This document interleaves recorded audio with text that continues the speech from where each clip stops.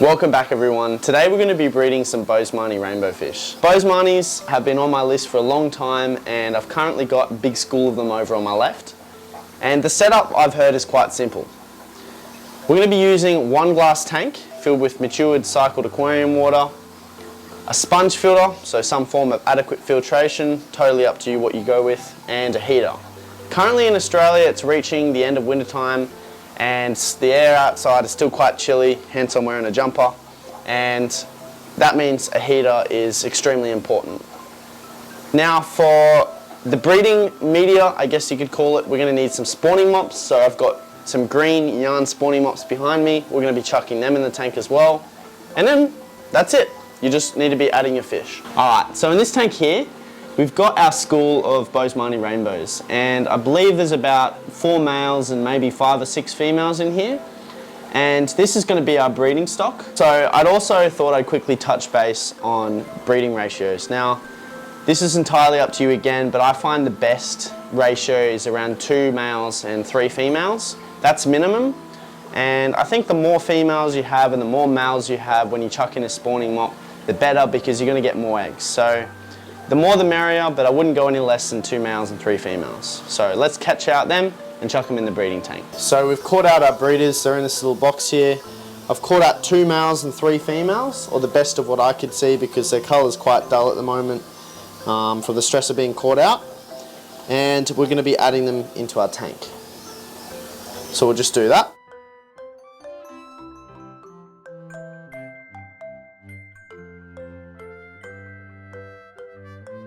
So we've just added the little colony into the tank, and the only fish that are visible at the moment is a male and 2 females. So that means 1 male and another female is hiding probably behind the sponge filter. We've just moved them into a new tank, so it's quite stressful for them. So the best thing you can do, believe it or not, at the moment, is turn off the lights. But we do need to see. So now what we're going to do is just leave them, and we'll come back to the tank probably tomorrow, and then we'll just continue the normal turning on the lights every day, blah blah blah. It's just for the first day I typically just leave the lights off. It just helps them settle into their new tank a lot quicker, and then we'll get on to the actual cycle of how to breed things. Now that they are comfortable in their new aquarium, it's time to start talking about how to breed them. Rainbows are constantly breeding. Every day from first light for a few hours they will be spawning in the mop. The strategy is quite simple. I'm going to leave the colony in this aquarium for 10 days. After 10 days I'm going to remove the colony and inspect the mops. So it's been 10 days since we've added our little colony into their breeder tank, and it's actually now come time to take out the fish. So basically the next step is for us to catch all the breeders out and chuck them back in their holding tank, or I mean, they breed in this tank as well. They've got a mop in there just for me to catch out eggs whenever I feel like it. But this is the dedicated breeding tank. So because this tank here is going to now become a baby raising / grow out tank. Because what's going to happen is once we move the adults out, the eggs are going to start hatching, and then we're going to take out the mops once they've all hatched out, and then we're going to raise up our fish in here, and then we can put them, once they've gotten to a big enough size, we can put them into a bigger grow out tank. But for now, we just got to catch out these adults, which should be quite an easy task. So we've now caught out all of the adults. I've double checked and made sure that none of them are left in here, because they're going to eat the babies as they hatch, and probably will go and pick on the eggs as well. Now we're going to have a quick look at the mops and see if we can spot any eggs. Right, yep, there's an egg there. Wow. Okay, so these eggs are on the verge of hatching. So as I'm going through the mop now, I'm starting to see a bit more eggs, but they've laid them in real deep. So that's just proof that the adults will eat the eggs. We'll have a look in our other mop. The reason why I've added a mop on the floor and a floating mop is because of something I learnt from Eric Bodrock. Some species of rainbow fish like to breed on a mop on the bottom, and they like to dive into it. And seeing a few eggs here at the moment. Some species only like to, or they would prefer laying in a floating mop. But believe it or not, I'm seeing more eggs in the mop that was on the ground. So that to me kind of says that they like the mop on the ground. Weird. So we're going to chuck the mop back in there, and then we're going to wait till we start to see some of the hatching. Another little thing that I've done is I've added some crushed coral into the tank just to buffer the water a little bit, because I'm using rainwater. But yeah, it's cool to see the eggs. See if I can get some up close shots for you guys. There's an egg there. There's an egg there. I don't know if you can see them. Okay, so we also have another tank of Boesemanis over on the opposite side of the room here.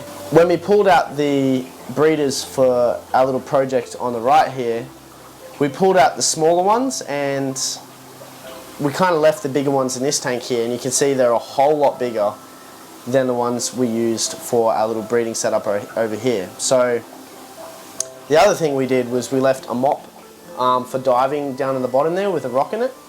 And what we're going to do is we're also going to pull that mop out.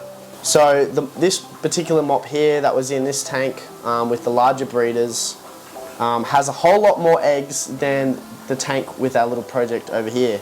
So that's, I mean, I kind of already knew that was going to happen because these are a lot bigger, they produce a lot more eggs, but the setup is still the same if you don't want to breed them in a giant tank like this. This doesn't make, the big tank does not make them produce any more eggs than a tank that we used over here.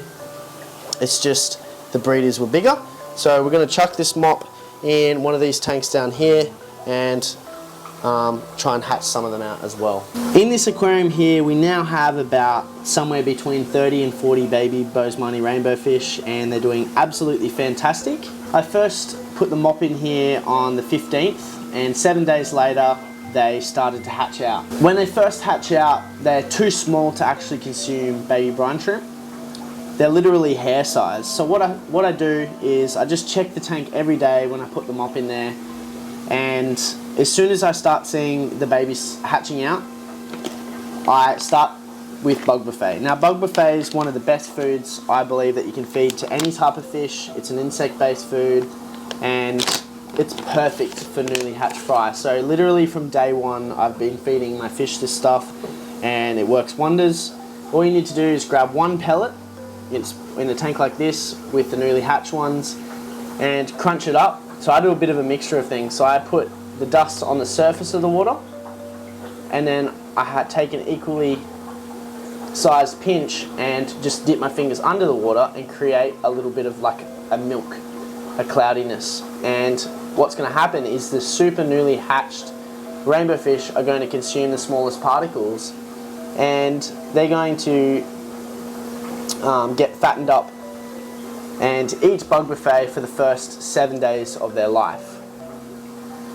From day 7 onwards, I also start feeding baby brine shrimp. Now baby brine shrimp in my mind, and I would believe in a lot of breeders' mindset, is a super important food that I highly recommend. Now I literally just grab a pipette of it and spray it in there, and they absolutely go bonkers for this stuff.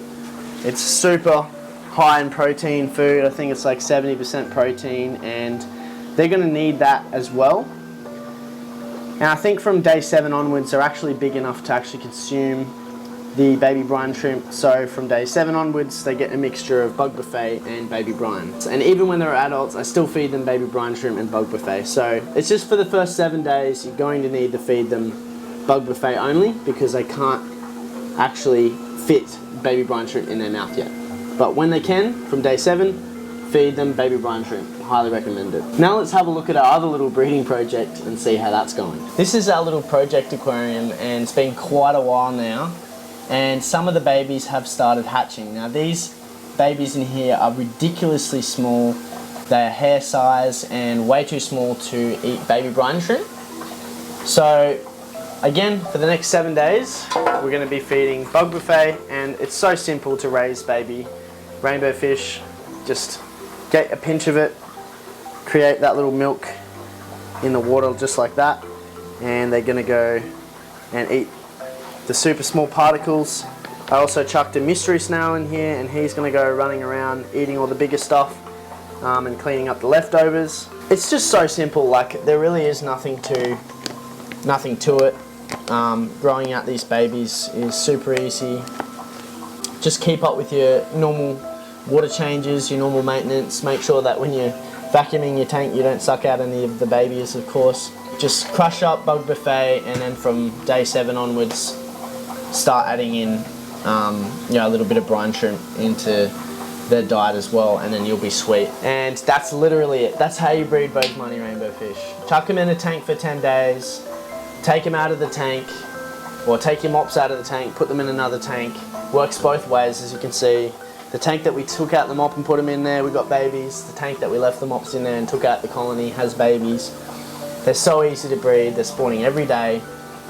Wait for them to hatch, feed them bug buffet for 7 days, then from day 7 onwards, add brine shrimp and grow them out to however big you want to grow them before you sell them to someone else. But yeah, anyway guys, I hope that was helpful. If you have any questions, comment them down below, and I will be making an update video probably 3 months down the track of these babies, and a little update on how they're going and how big they are, and yeah.